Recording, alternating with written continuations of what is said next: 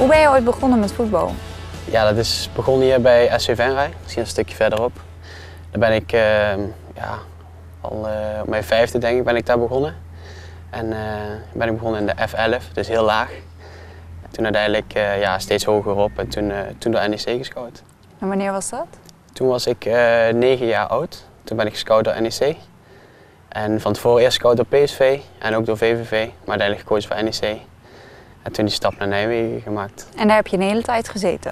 Ja, daar heb ik in totaal 10 jaar lang gevoetbald. Ja, 10 jaar lang. Ik heb eigenlijk alle jeugdelftallen doorlopen tot jong NEC, zeg maar.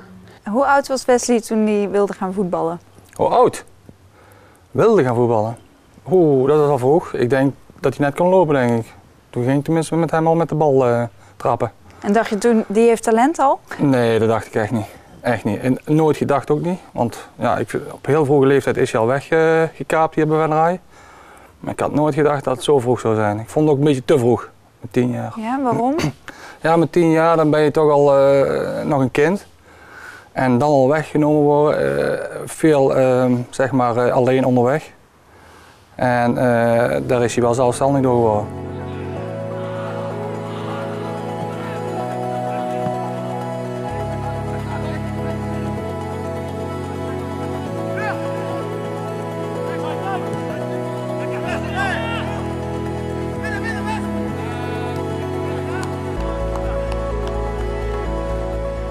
En jouw vader heeft zelf ook gevoetbald? Ja, die heeft gevoetbald, dat moet ik niet verkeerd zeggen.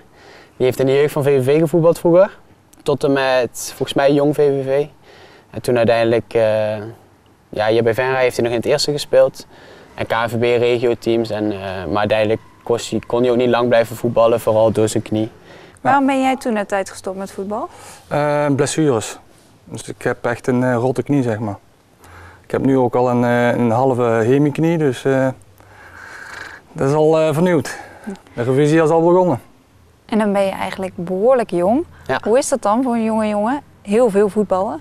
Ja, dat is eigenlijk het mooiste wat er is. Want je zegt eigenlijk van kinds af aan al dat je toch profvoetballer wilt worden. En als je dan elke dag op het veld mag staan met die bal, ja, dat is het mooiste wat er is. Wat heb jij in die jaren geleerd bij NEC? Heel veel. Het is eigenlijk, je groeit daar als het ware ook op. Ik kom naar binnen wandelen als ik 9 ben en ja, ik ben uiteindelijk weggegaan op mijn 19e. Ja, je leert ook echt kerel worden in het voetballen. Op technisch gebied, op mentaal, fysiek. Ja, overal maak je stappen. Ja. En op je 19e heb je dus een switch gemaakt. Wat is er toen gebeurd? Ja, eerst had ik kreeg een contract. Toen ik vanuit de A1 zou ik eigenlijk naar jong NEC naar het eerste elftal gaan. Want er was geen officieel jong meer. Heb contract getekend, maar toen ben ik wel uiteindelijk gelijk verhuurd aan Os, waar ze samenwerkingsverband mee hebben. Dus dan ben ik vorig jaar heb ik daar gespeeld op huurbasis. En de bedoeling ben ik daarheen gestuurd om mijzelf te ontwikkelen en veel wedstrijden te spelen in de Jupiler League om uiteindelijk als doelstelling terug te gaan naar NEC, het eerste eredivisie. Uiteindelijk heb ik 10 wedstrijden gespeeld, dus ja, is eigenlijk wel tegengevallen, ook op persoonlijk gebied. Toen heeft NEC uiteindelijk mijn contract niet verlengd en ben ik door Os vastgelegd, dus ben ik bij Os gebleven in principe. Hoe gaat het met Wesley op dit moment? Nou, het gaat uitstekend met Wesley. Wesley heeft tot nu toe elke wedstrijd gespeeld dit seizoen. En dat is zijn doel als voetballer, zichzelf ontwikkelen, beter worden en veel speelminuten maken. Ja. En tot de pede gaat het goed. Vorig jaar had hij veel minder speelminuten en toen is NEC eigenlijk met hem gestopt. Waarom hebben jullie toen toch ook voor gekozen om nog een jaar met Wesley door te gaan? Nou, Wesley komt over van de jeugd van NEC, de A-junioren. En de overstap van A-junioren naar seniorenvoetbal is gewoon gigantisch. Dus Wesley heeft een jaar lang de tijd gehad om te wennen aan een niveau.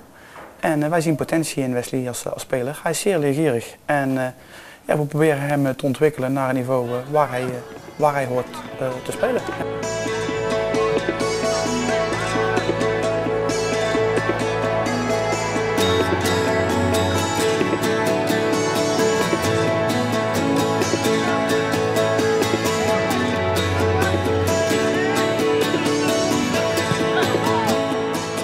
Hoe was het eerste jaar bij Os? Wisselvallig, want het was een mooie ervaring. Je gaat opeens spelen in stadions voor veel publiek. De hele sfeer eromheen, dat is veel mooier. Je leert veel. Het tempo ligt weer een stuk hoger dan in de A1 bij NEC. Maar ja, wat ik zeg, ik heb maar 10 wedstrijden gespeeld. Dus dat is dan wel ja, een beetje tegenvallend, zeg maar. En, maar ja, uiteindelijk krijg je toch te horen dat je bij Os wel mag blijven. Ja, en dan dit jaar ja, gaat het een stukje beter. En je hebt ook een hele bijzondere start zelf gehad van het seizoen. Ja, zeker. Ik heb de tweede wedstrijd, thuiswedstrijd, dat was de eerste thuiswedstrijd, maar de tweede wedstrijd van het seizoen tegen Ajax. Toen mocht ik mijn eerste goal in het betaalde voetbal maken, ja. Ja, dat was voor mij het hoogtepunt tot nu toe in mijn voetballen. Ja. En hoe vonden jouw ouders dat? Ja, geweldig. Dat was voor hen ook een mooi moment. Ze zaten op dat moment ook op de tribune, dus ze hebben het gelukkig mee mogen maken. Ja, dat was voor mij een hele ontlading. Dus je eerste goal in betaald voetbal, dat is iets wat je nooit meer vergeet. En dan ook nog tegen een club als Ajax. Ja. En wie is jouw grootste fan? Mijn grootste fan is toch echt wel mijn opa. Mijn opa die is al sinds kleins af aan woont hij bijna elke wedstrijd dat hij kan bij, want hij is natuurlijk niet meer de jongste. Maar wat hij kan, komt hij. En ja, altijd trouwe fan, altijd aanmoedigen en heeft altijd het volste vertrouwen in mij. Dat is echt mijn grootste fan. Ja, zo voel ik me eigen ook, ja. Ja, het is inderdaad, ik heb vanaf de jeugd heb ik hem helemaal gevolgd. Dus elke wedstrijd als ik kan, dan ben ik er. Altijd geweest voor hem. Dus ik bedoel, ik ben ook heel trots op hem. Niet alleen van het voetballen, maar ook dat hij dus zijn studie helemaal afmaakt. Geweldig, hij heeft een hele geweldige inzet. Ik heb heel veel respect voor hem. Ja. En die inzet, van wie heeft hij dat? Nou, dan denk ik dat hij toch ook wel een beetje van mij heeft. Ja, ik ben ook nog een beetje een doordouwer. Dus ja.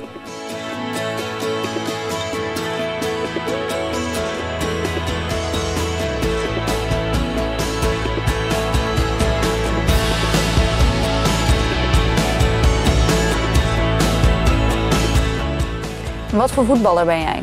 Ja, ik ben echt een klassieke rechtsbuiten, zeggen ze ook altijd tegen mij. Moeilijk om het zelf te zeggen, maar dat hoor je vaak in ieder geval, klassieke rechtsbuiten. Ik ben iemand die veel tegen de lijn aan wil voetballen en ingespeeld wil worden en actie en voorzet en naar de goal toe. Ja. En op het veld als teamgenoot? Op het veld, ja, in principe ik ben wel een type die altijd de bal wil hebben, omdat ik altijd een dreiging wil zijn voor de tegenstander. Prettige jongen, prima jongen. Geeft zijn mening, roert zijn mening. Is in voor een dolletje, kan gedold worden. Dus dat is allemaal hartstikke goed. Prima jongen in de groep. Wesley's talent.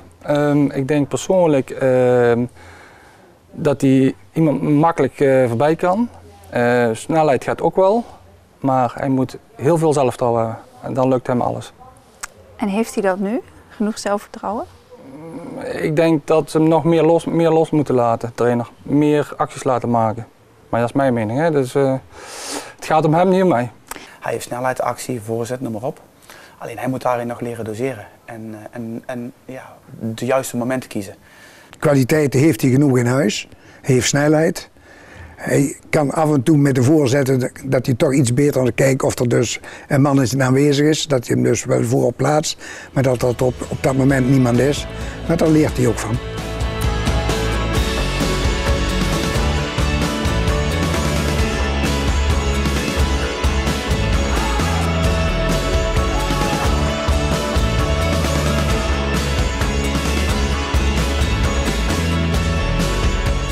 Wat is jullie doelstelling voor dit seizoen? Ja, de doelstelling is om na competitie te spelen. Want we hebben vorig jaar op de laatste dag na competitie misgelopen.